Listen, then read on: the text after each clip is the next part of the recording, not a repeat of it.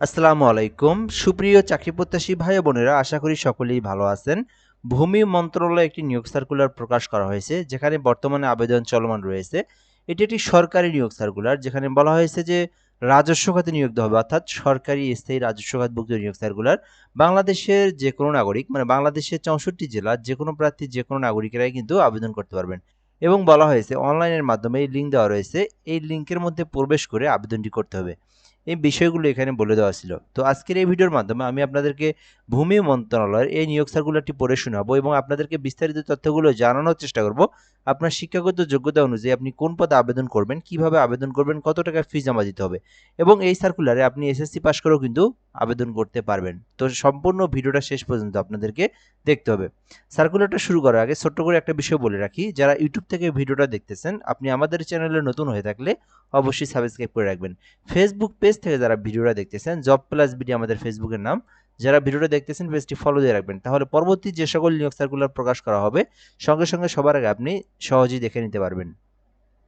প্রথমত পদের নাম সহকারী লাইব্রেরিয়ান, যেখানে 11 গ্রেডে একটি পদ রয়েছে। শিক্ষাগত যোগ্যতা চাওয়া হয়েছে যে কোনো স্বীকৃতি বিশ্ববিদ্যালয় হইতে গ্রন্থকার বিজ্ঞানে অনার্স পাস থাকতে হবে অথবা ডিগ্রি পাস থাকতে হবে।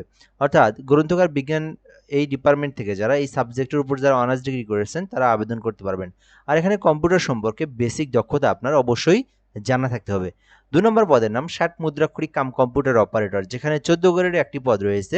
শিক্ষাগত যোগ্যতা চাওয়া হয়েছে কোনো স্বীকৃতি বিশ্ববিদ্যালয় হইতে অনন্য দ্বিতীয় শ্রেণী বা সমমানের সিজিপিএতে স্নাতক অথবা ডিগ্রি, অর্থাৎ যারা অনার্স পাস করেছেন অথবা যারা ডিগ্রি পাস করেছেন এবং কম্পিউটার সম্পর্কে ভালো একটা অভিজ্ঞতা রয়েছে, টাইপিংয়ের ভালো একটা স্পিড রয়েছে, তারা কিন্তু 60 মুদ্রাক্ষরিক কাম কম্পিউটার এই পদটিতে আবেদন করতে পারবেন।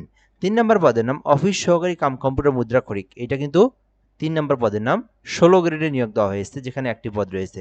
শিক্ষাগত যোগ্যতা চাওয়া হয়েছে কোনো স্বীকৃতি বোর্ড হইতে অনন্য দ্বিতীয় বিভাগ বা সমমানের জিপিএতে উচ্চ মাধ্যমিক অর্থাৎ এইচএসসি পাস, যারা শুধুমাত্র এইচএসসি পাস করেছেন এবং কম্পিউটার সম্পর্কে বেসিক দক্ষতা রয়েছে, বেসিক নলেজ রয়েছে, তারা কিন্তু অফিস সহকারী কাম কম্পিউটার মুদ্রাক্ষরিক পদে আবেদন করতে পারবেন। এর পরের পদের নামটি হচ্ছে অফিস সহায়ক, যেখানে কিন্তু একটি পদ রয়েছে। এখানে শিক্ষাগত যোগ্যতা চাওয়া হয়েছে যে কোনো স্বীকৃতি বোর্ড হইতে মাধ্যমিক স্কুল সার্টিফিকেট অর্থাৎ এসএসসি পাস, শুধুমাত্র এসএসসি পাস করে যারা সরকারি চাকরির আবেদন খুঁজে থাকেন বা আবেদন করতে চান, আপনারা অফিস সহায়কে আবেদন করতে পারবেন। যদিও এই নিয়োগ সার্কুলারটি ছোট একটি নিয়োগ সার্কুলার, পদের সংখ্যা একেবারেই কম, তারপরেও যারা সরকারি চাকরি সবসময় নিয়মিত আবেদন করেন, যদি আপনি চান এই সার্কুলারে আবেদন করতে, তাহলে আপনার শিক্ষাগত যোগ্যতা অনুযায়ী আপনি যে পদে আবেদন করতে ইচ্ছুক করতে পারেন।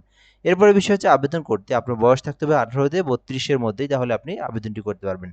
এরপরে বিষয় হচ্ছে কিভাবে আবেদন করবেন এবং আবেদনের সময়সীমা।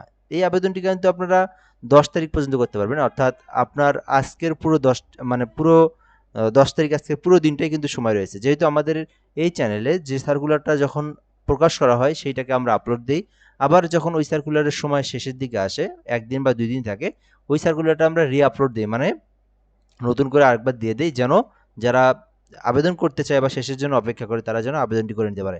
যারা ভিডিওটা দেখতেছেন অবশ্যই আপনারা, যেহেতু আজকে সকাল মানে আপনার সারাদিনটি রয়েছে, বিকাল 5 ঘটিকা পর্যন্ত সময় রয়েছে, এর মধ্যে আবেদনটি করতে হবে।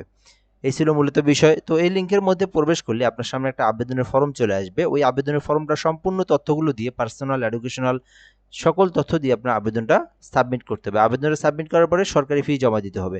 যেখানে বলা হয়েছে প্রথমত ক্রমিকে কেউ আবেদন করলে তার সরকারি ফি জমা দিতে হবে 168 টাকা, এবং 2 ও 3 নম্বর ক্রমিকে আবেদন করলে 112 টাকা, এবং নিচের পদে আবেদন করলে 56 টাকা সরকারি ফি জমা দিতে হবে। এবং প্রসেসটা হচ্ছে LATC space user ID 1622 number send করে দিবেন। এরপরে আপনারা কি করবেন, একটা পিন নাম্বার দেওয়া হবে, আপনারা আবার কি করবেন, ইয়েস পিন নাম্বার দিয়ে 1622 নাম্বারে সেন্ড করে দিলেই দেখবেন আপনার আবেদন পেমেন্টটা কিন্তু সম্পূর্ণ হয়ে গেছে। তো দেরি না করে আপনারা আজকের মধ্যে এই আবেদনটি করার চেষ্টা করবেন। ভূমি মন্ত্রণালয় একটি নিয়োগ সার্কুলার, যেটা কিন্তু সরকারি স্থায়ী রাজস্ব খাতভুক্ত নিয়োগ সার্কুলার।